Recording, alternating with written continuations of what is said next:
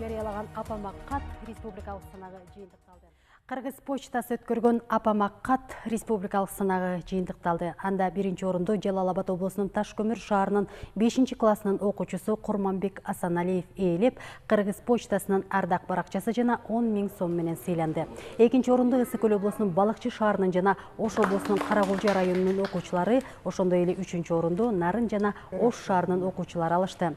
Мындан тышкары 4 окуучу 1000 сом жана 45 окуучу 500 сом менен сыйланды.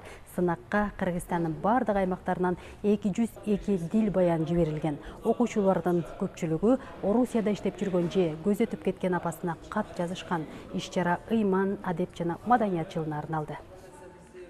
Мен апамды сагынычым жөнүнөн апама сүйүүмдү билдирип жаздым. Таш-Көмүр шаарынан алгандан кийин тияктан да биринчи месттен алам деп ойлогон эмесмин да. Бул апама каттам ушул экинчи орунду ээлейм деп ойлогон эмесмин.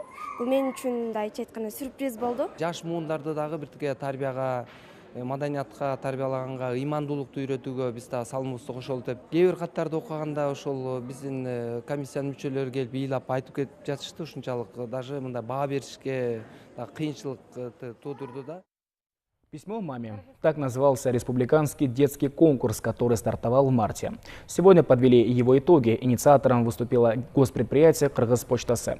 Более 1000 писем поступило на почту от детей в возрасте от 10 до 13 лет. По словам организаторов, было очень сложно выбрать победителей, так как в каждом письме дети описывали свои эмоции, задели чувства каждого члена жюри.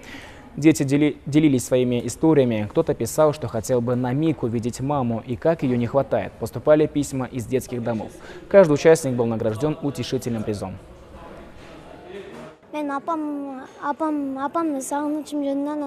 Это была прекрасная возможность передать свои эмоции. Мне было не важно, буду ли я победителем. Важно было донести моим сверстникам, как нужно ценить своих мам. У меня мамы нет, и я ее, к сожалению, не помню. Поэтому важно сейчас ценить и уважать.